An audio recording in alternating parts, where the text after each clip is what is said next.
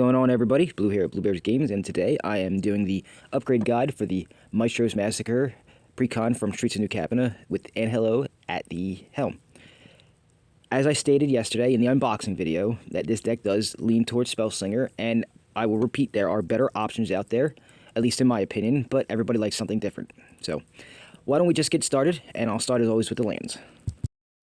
So, in my opinion, I do believe Wizards tries their best to fix the mana with what they're allowed to reprint. They can't do dual lands, obviously, so let me try to help with that a little bit. We'll start off with a Xander's Lounge.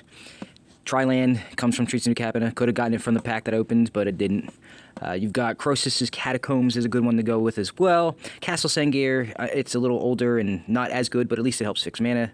Comes into play untapped. And of course, I mentioned dual lands, but how about shock lands? I've got them, one of them listed up there. The check lands, the fetch lands, you've got the filter lands, and they included one of them in here in the precons, so that's a good start. You've got pain lands, they just started reprinting them again. And then I don't know what they're called. I think they're called Solans, but the ones from Innistrad Midnight Hunt and Crimson Vow, they're good options for mana fixing as well.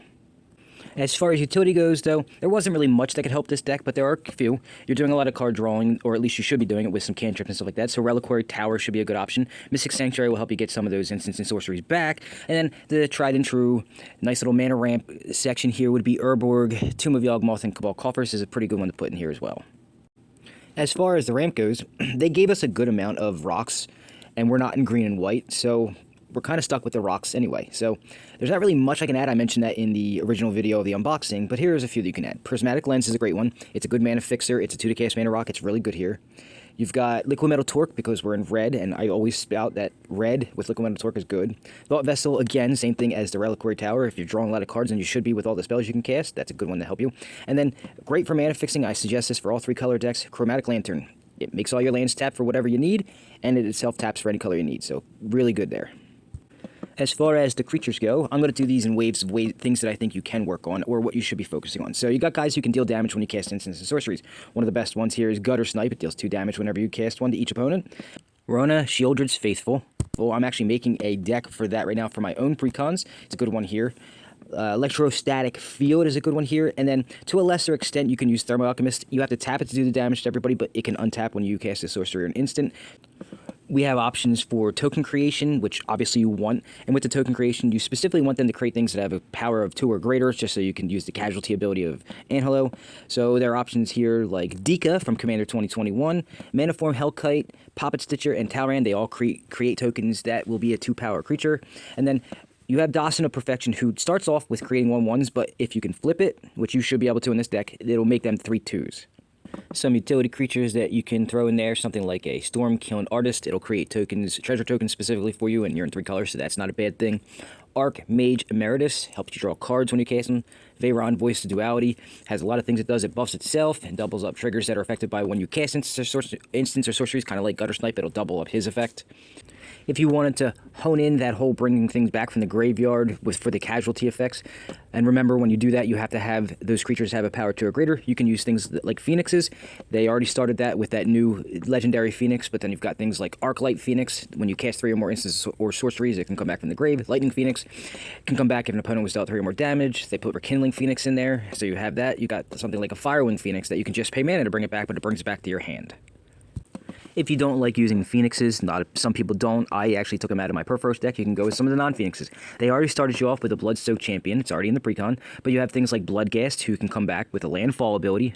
Durable Coilbug and Death Tyrant can also come back, but you have to pay mana for it. And something like Gutterbones, you can use that as well.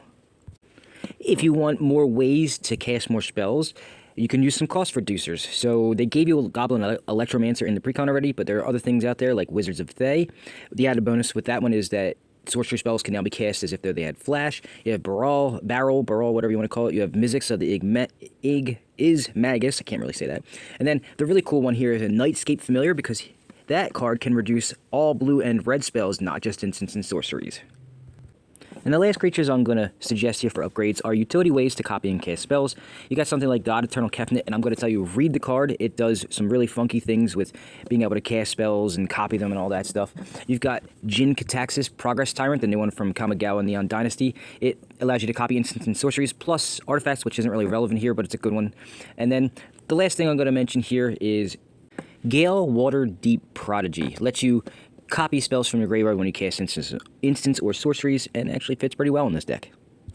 Next up, let's talk about spell upgrades. So you want your spells to be as low mana value or mana cost or whatever you want to call it as possible, just so you can keep casting more spells. So let's talk about removal, and we'll start with targeted. Dreadbore is a good option here. It's good for creatures or planeswalkers.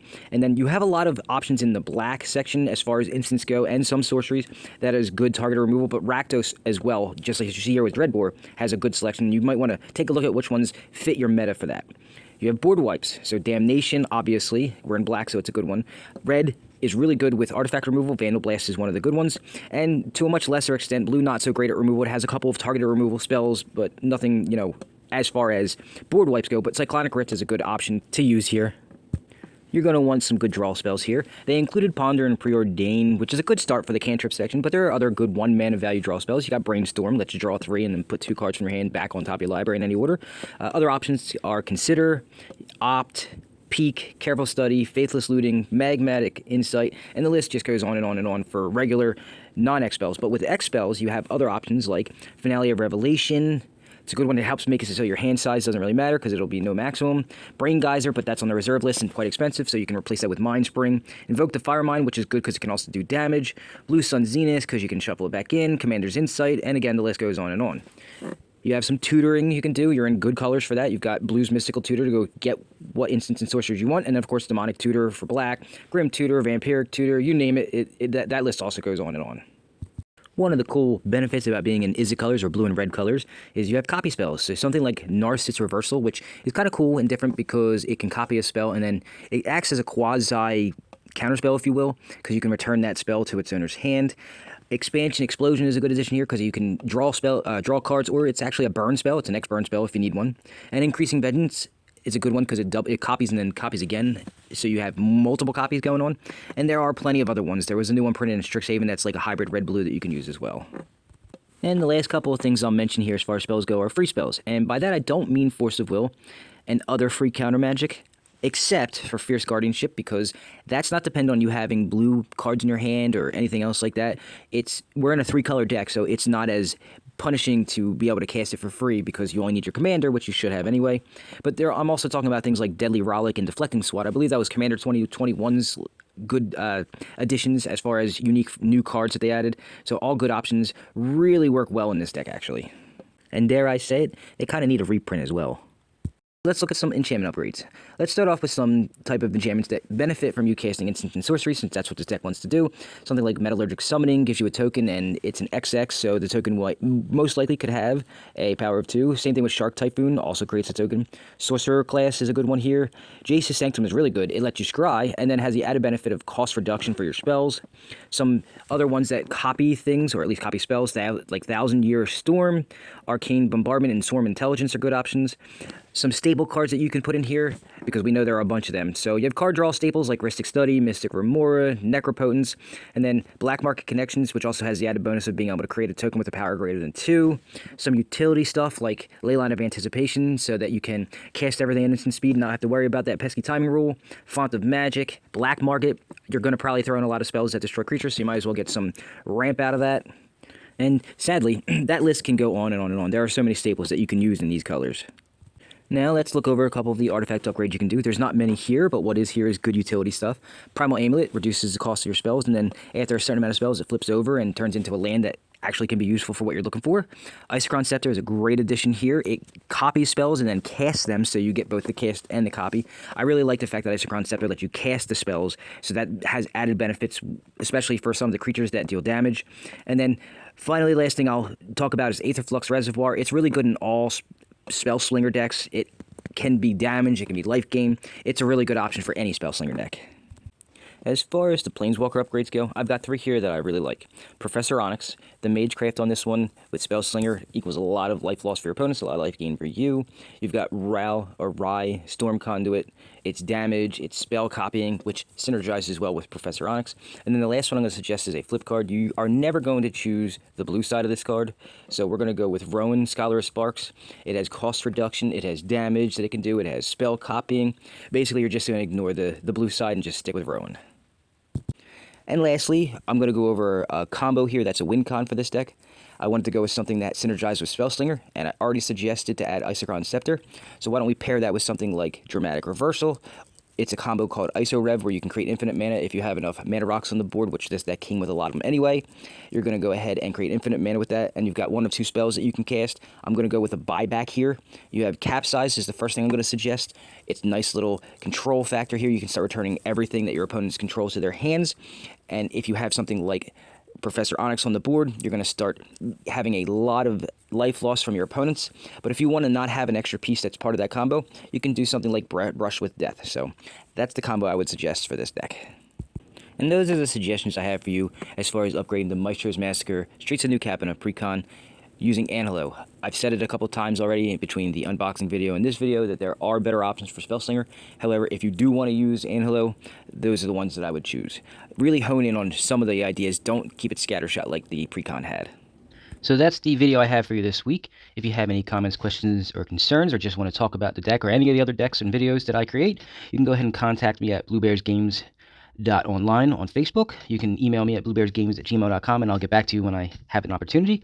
Or you can leave a comment in the section below, and I'll get back to you in that way. And then if you want to talk further after that, you can go ahead and contact me one of the other two ways. On top of that, if you're looking to help support the channel, there are a couple ways you can do so. The first way is actually just out of generosity. You can go ahead and do some donations to me. And the way you can do that is through PayPal at paypal.me/BlueBearsGames, at Venmo at BlueBearsGames, or through Cash App at $BlueBearsGames. The second way that you could help support the channel, this one actually gets you something for your money. You can go ahead and take a look at all the decks that I've made, and you can make a purchase of 1 or 2 or maybe even 5. I have 60-card decks available for sale, and I also have Commander decks available for sale. So if you're looking at them, you can go ahead and take a look at any of my stuff on the Facebook page or through the Facebook Marketplace. They're all available there. You can see the logo that you need to look for, and all those are available for purchase. You can contact me at any time, and we'll go ahead and talk about how you can acquire one of those. And the last option is the freest of the 3 options. You can do me the favor of subscribing to the channel if you haven't done so already. That way, when I get to my 1,000 subscribers and 4,000 watch hours, somebody else will be paying for the bill. You can also like the video. Apparently, the analytics show that the more people who like your video, the more viewed it gets. So that would help me as well. Or you can share it out on your social medias, whatever one you have, and other people will eventually start subscribing and watching more videos. So all 3 options are great and will help support the channel.